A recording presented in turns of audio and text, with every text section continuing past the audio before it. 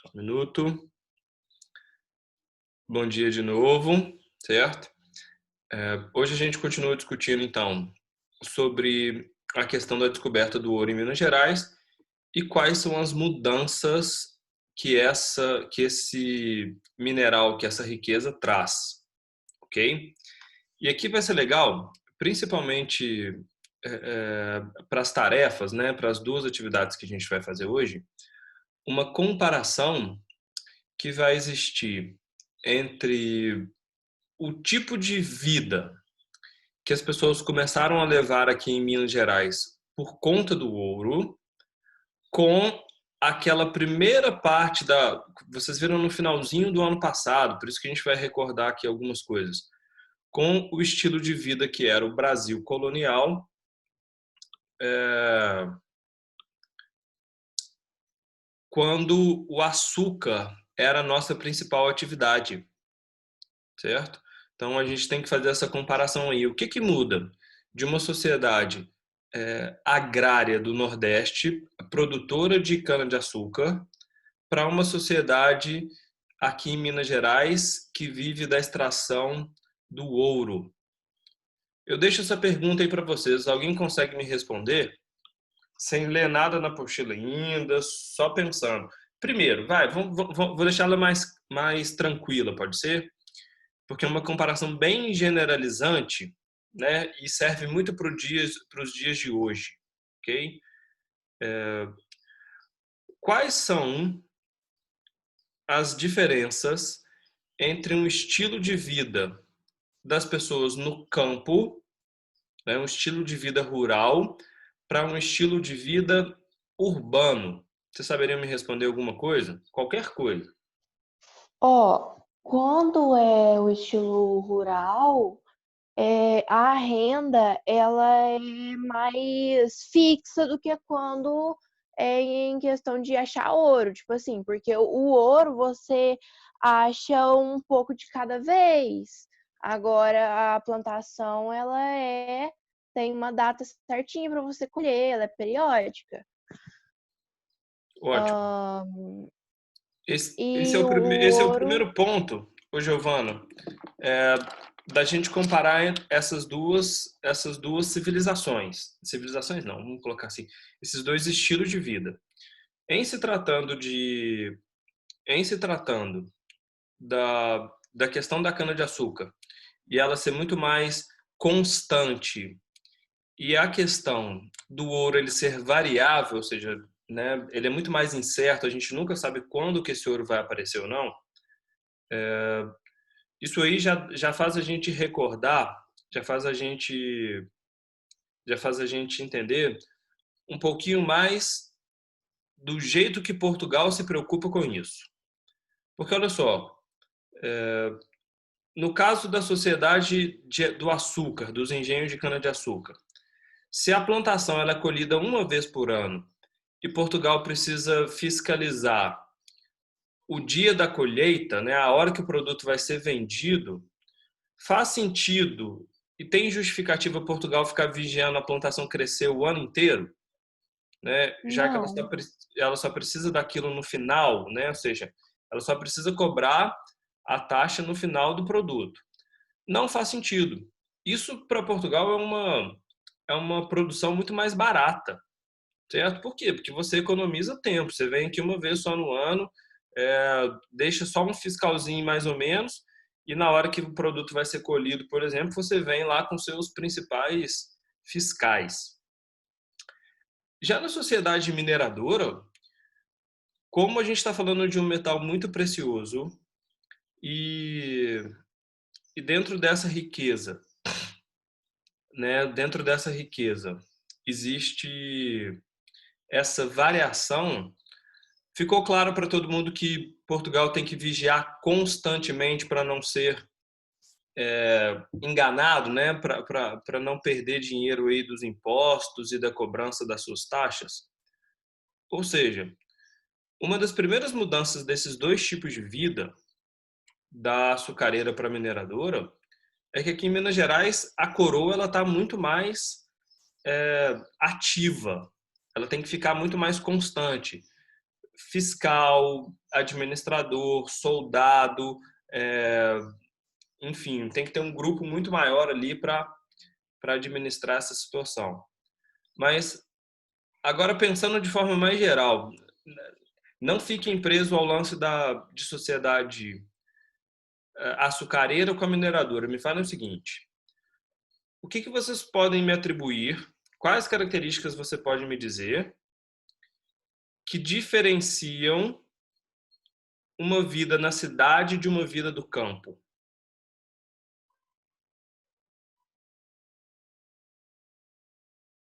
Tem mais grandes rendas possíveis na cidade. Por quê? Porque é um centro de trabalho, né? Tem um monte de possíveis empregos, de possíveis formas de ganhar dinheiro. Giovana, muito obrigado. Olha só, galera. Essa questão é a nossa principal discussão da aula de hoje, certo? Porque essa pergunta que eu fiz, e eu espero que todos vocês tenham refletido sobre isso, na verdade, tem muito mais coisa, né? A vida no centro urbano, ela tem muito mais pessoas do que na vida rural. As pessoas numa cidade, elas têm muito mais vizinhos, ou seja, elas têm muito mais contato com outras pessoas do que no campo, certo? Vocês que têm sítio, vocês que têm roça, vocês que têm fazenda, observem para mim, quer ver? Eu não sei se vocês devem conhecer ou não, mas eu acho que vocês devem saber disso, né? Se vocês perguntarem em casa quantos vizinhos da roça tem, né? O sítio tem, a fazenda tem, vocês vão ver que vão ser citados somente alguns, certo? Ah, o vizinho lá da minha roça é a roça do seu João. Lá um pouquinho mais para baixo da minha roça tem a propriedade da Maria com seu Carlos. E lá para cima, depois da biqueira, passando a porteira, não andou 15 minutos, você vai entrar na fazenda do engenho ou então não sei o que do moinho. Pronto.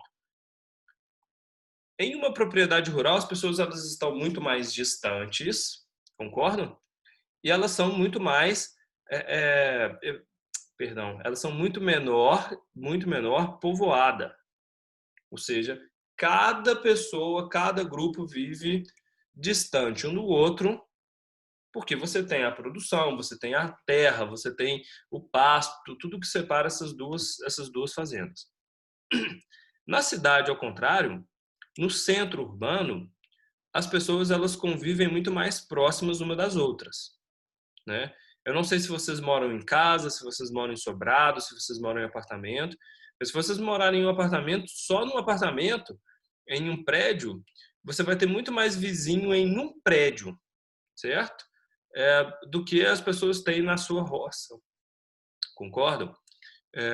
Se tiver morando em casa, a gente tem nessa residência o vizinho do lado, o vizinho do fundo, o vizinho da frente, o vizinho de cima, ou então que está no sobradinho morando embaixo, e tem comércio, tem padaria, tem lojinha, tem oficina mecânica. Ou seja, em uma vida urbana, onde as pessoas vivem na cidade, elas têm muito mais contato com os grupos diferentes, né, com as pessoas que são diferentes delas, com uma complexidade muito maior. Ou seja, você tem que saber lidar com vários vizinhos, cada vizinho tem um jeito de pensar, tem um jeito de agir, tem uns que são bastante inteligentes, bonzinhos e estão respeitando a quarentena, mas a gente também vê vizinho boca aberta que está fazendo festa e está fazendo aglomeração enquanto tinha que estar em casa. Ou seja, é um estilo de vida completamente diferente o da cidade para o centro urbano, ok? Mas eu vou pedir para vocês grifarem esse item que a Giovana colocou, que para a gente é o essencial para vocês já responderem a nossa atividade da aula de hoje, ok? Que é a seguinte: a grande mudança, prestem atenção nisso, porque isso aqui ó, é questão de prova, estão me ouvindo? Ouviram? Presta atenção, se liga. A gente tem uma prova agora em julho, certo? E essa matéria cai, ok? Prestem atenção nisso. Ó, uma das grandes diferenças do que o ouro traz para Minas Gerais, do que o ouro traz para o Brasil, é uma migração das pessoas. Ou seja, por conta da descoberta do ouro, eu já tinha falado isso na aula passada, vou repetir. Por conta da descoberta do ouro, da notícia de que existe ouro no Brasil, vem milhões de pessoas, certo? Da Europa para cá. Óbvio que elas não vêm ao mesmo tempo, que elas vão vindo aí ao longo dos anos, o Brasil vai recebendo um número muito grande de pessoas, ok? E o lance é, essas pessoas que estão vindo de Portugal, essas pessoas que estão vindo da Espanha, da França, do próprio Estados Unidos, da Inglaterra, para viver no Brasil, elas vêm por conta do ouro. Elas vêm com a esperança de encontrar o ouro. O problema, galera, é que o ouro ele é difícil de ser extraído, ele é caro, ele é complicado. Não é um negócio que todo mundo achava que, opa, descobri o ouro, bacana, vou para lá. Por quê? Porque é só eu chegar, cavucar com a mão um pedaço de barranco que eu encontrei o ouro.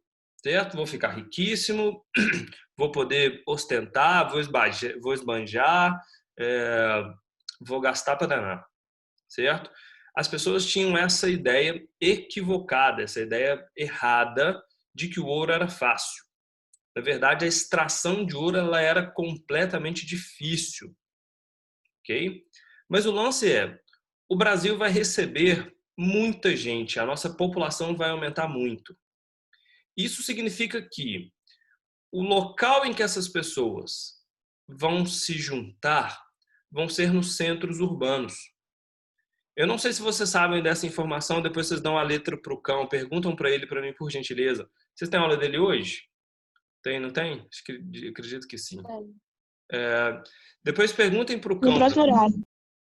Então, olha só, depois pergunta para mim, para ele, na verdade, quais são os 2 estados brasileiros que mais têm cidades no Brasil?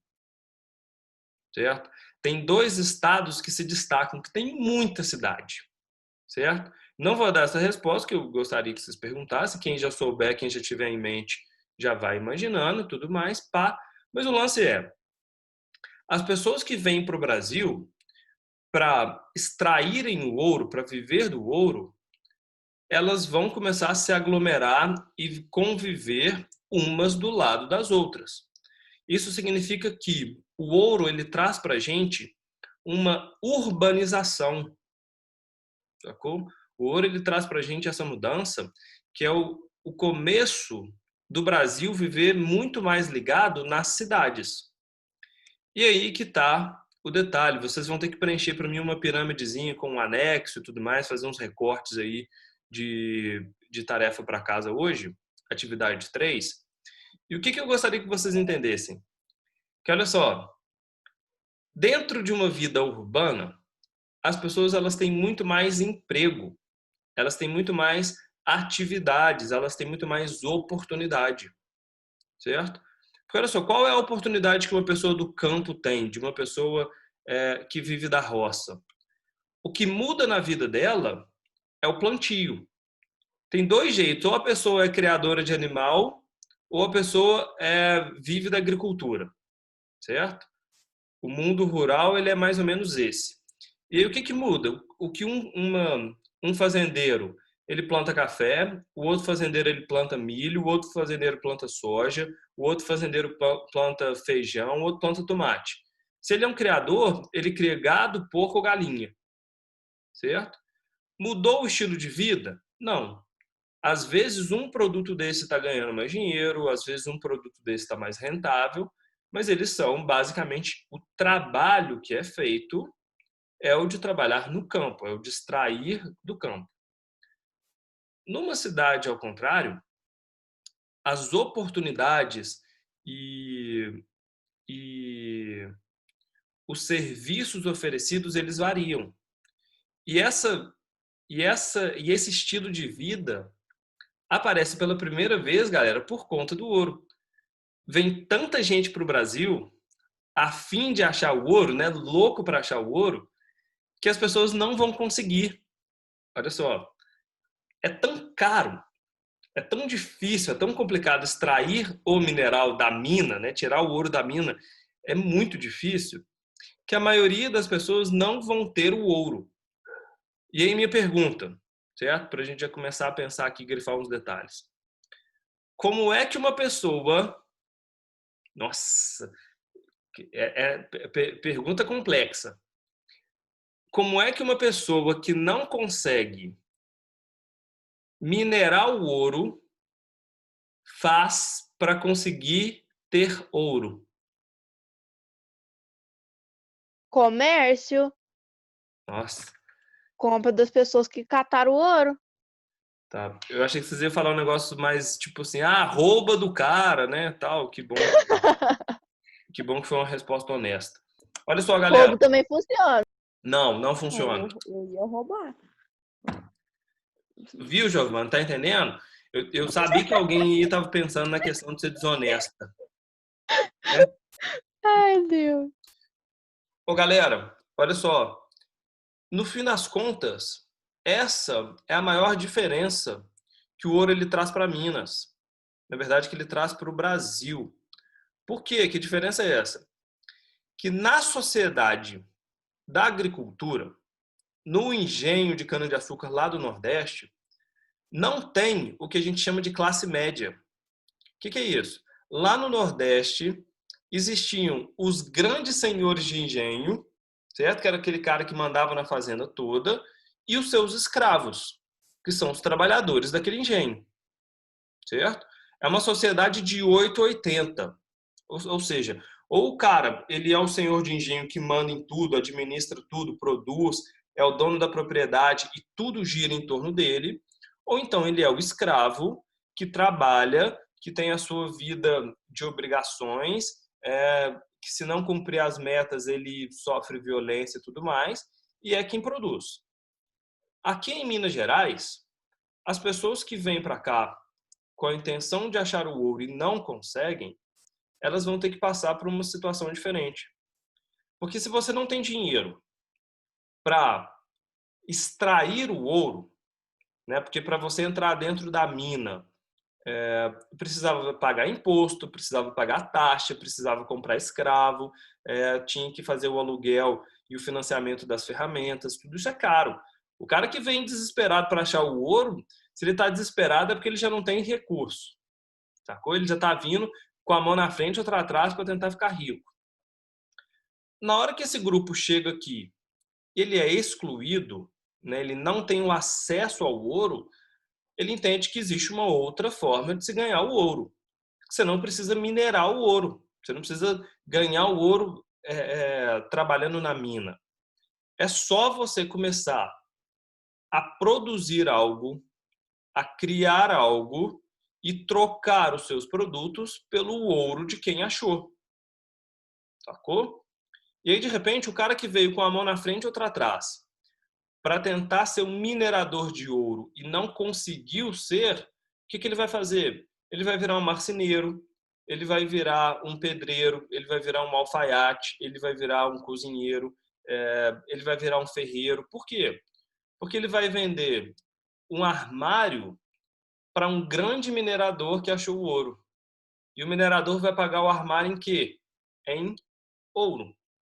Ele virou um costureiro. O que ele vai fazer? Ele vai produzir a roupa para o grande minerador, certo? Ele vai fazer toda a costura, todo o bordado para um grande minerador que encontrou ouro. E ele vai pegar esse ouro, certo? Mesmo não minerando, trocando produtos, trocando serviço. Aí olha que legal. Esse cara que é o costureiro, ou pedreiro, ou ferreiro, enfim, o marceneiro que está produzindo para o grande minerador, ele também precisa de roupa, ele também precisa de alimento, ele também precisa de ferramenta. E o que ele vai fazer? Ele vai usar o ouro que ele acabou de ganhar no comércio para comprar outras atividades, para comprar a comida dele, para comprar a roupa para ele, a ferramenta para ele. E aí outras pessoas vão ganhando o ouro de quem já ganhou o ouro. Sacaram? E o que que isso significa? Que a vida em Minas Gerais ela se torna muito mais complexa. Não é uma vida de 8 ou 80, igual é no engenho de cana-de-açúcar. Não tem somente o grande senhor de engenho e o escravo. Okay? O que que existe dentro da sociedade do ouro? Existe o grande minerador, existe os fiscais de Portugal, existe os soldados, existe os juízes, os governantes, os administradores, existe os grandes comerciantes, existe os tropeiros, existe o ferreiro, o pedreiro, a cozinheira, existe o produtor de alimento e na base disso tudo os escravos. Ou seja, ela tem muito mais categorias, correto? Ficou claro isso? Ok? Comecem a grifar para mim, por gentileza, para a gente já só finalizar essa parte com os grifos que vocês vão precisar. Na página 151, por gentileza, no segundo parágrafo, acharam aí? 151, segundo parágrafo. Começam grifando para mim, por gentileza. Ó. Havia um grupo de grandes e havia um grande grupo intermediário formado por trabalhadores livres, sendo alguns ex-escravos que se dedicavam às mais variadas atividades, como militar, pequenos comerciantes, médicos, advogados, padres, ferreiros, carpinteiros, pode ir grifando, boticários, que atuavam como farmacêuticos atuais, os sapateiros, os taberneiros e outros tantos de pessoas com outras ocupações que povoavam as cidades mineiras. Ou seja, aqui em Minas, por conta do ouro, criam esses novos grupos. Ok? Continua grifando, podem grifar o parágrafo inteiro. Ok? Continua. Nos arredores dessa cidade, trabalhadores como roceiro e criadores de animais também produziam alimento para o pequeno consumo. A maior quantidade de alimentos e produtos eram trazidas pelos tropeiros. Vira a página para mim, por favor. Ô, tio Pedro. Diga. Quem que eram os tropeiros? Que você pediu para ler, eu li, mas eu não entendi. Os tropeiros, galera, só para fortalecer essa ideia, eles eram os comerciantes que levavam produto de Minas Gerais até o Rio de Janeiro. Eles são como se fossem os caminhoneiros hoje em dia. O produto chega da Europa, né? Os grandes produtos portugueses, os grandes produtos ingleses chegavam no Rio de Janeiro. Produto caro, produto importante, tudo que as pessoas precisavam para a vida. Chegavam de fora, vinham da Europa para o Brasil. E para levar esse produto de Minas Gerais do Rio de Janeiro até Minas Gerais, é tudo estradinha de terra, é tudo estrada difícil. Chegar em Minas e chegar nas regiões de Ouro Preto é só serra, certo? Então tinha que conhecer, tinha que ter toda uma logística, são meses de viagem para você comprar e levar o produto. E os tropeiros, eles são esses comerciantes. Eles eram chamados de tropeiro porque eles tinham uma tropa de mula, que era o animal de carga, o animal que carrega todos os produtos do Rio até Ouro Preto para vender lá. Então, eles são esses comerciantes. E a única função dele, única não, né? Mas o jeito que eles trabalhavam era ficar fazendo esse frete. Chegava em Minas Gerais com um monte de produto, levava de Minas Gerais para o Rio o quê? Ouro. Certo? Levava isso embora. Chegava no Rio, pega o ouro que eles trouxeram, compram mais produto que veio de fora e volta para Minas. Então fica fazendo esse frete. Nossa, que vida mais triste. Até hoje é complicado. Ai, Deus. É difícil, bem puxadinho. Beleza? Obrigada. De nada. Virem a página para mim, por favor. Na 152. No segundo parágrafo, ó. Acharam aí? Do lado da pintura. Podem começar grifando, por gentileza. Grande parte das pessoas que compunham um grupo intermediário era mestiça. Certo? Que esse grupo intermediário é o grupo dos trabalhadores, dos médicos, do advogado, pedreiro, construtor, roceiro, boticário, enfim, tudo que a gente acabou de grifar. A maioria dessa população, ela era uma população mestiça, certo? O que é esse mestiço? Ó, grande parte das pessoas que compunham o grupo intermediário era mestiça. Haviam poucas mulheres europeias na região mineradora e eram comum que os europeus ou descendentes tivessem filhos com mulheres escravizadas, certo? Já para o outro grupo, para a gente discutir sobre a elite, ou seja, quem são as pessoas mais importantes dessa sociedade, a gente tem a elite. Joga para baixo aí, para baixo do quadrinho, acharam? Compunham a elite mineradora. Viram aí, embaixo da pintura? Tem até as 3 bolinhas cor-de-rosa. Por favor, podem grifar para mim, ó. Os representantes da coroa e as autoridades da intendência. O que é isso? Quem organizava tudo, quem administrava as minas, quem registrava todo o ouro que entrava e saía. Essa pessoa precisa ser importante, certo? Os grandes comerciantes, os proprietários de grandes áreas de exploração. E continua grifando, por favor. Era possível distinguir as pessoas de posse pela vestimenta, pelas casas e de 2 andares, conhecidas como solares, que os proprietários mandavam construir para suas famílias ou pelo número de escravos que eles possuíam. Ou seja, essa é a elite. Então, ó, para vocês fazerem para mim a tarefa, já vou passar. Eu preciso que tenha ficado claro isso para vocês. Que nessa sociedade mineira existem 3 grandes grupos, vamos colocar assim. A elite, o grupo intermediário e os escravos, certo? E dentro desse grupo de intermediários tem muitos, mas muitos trabalhadores, muitos estilos de vida, coisas que não existiam na sociedade do açúcar, por exemplo. Ok? Já anotem para mim aí, por favor, qual vai ser a nossa atividade, ó. Da primeira aula, seguinte. Atividade 3, página 158. Pegaram? Vou até escrever aqui, ó. Atividade 3, página 158. Beleza?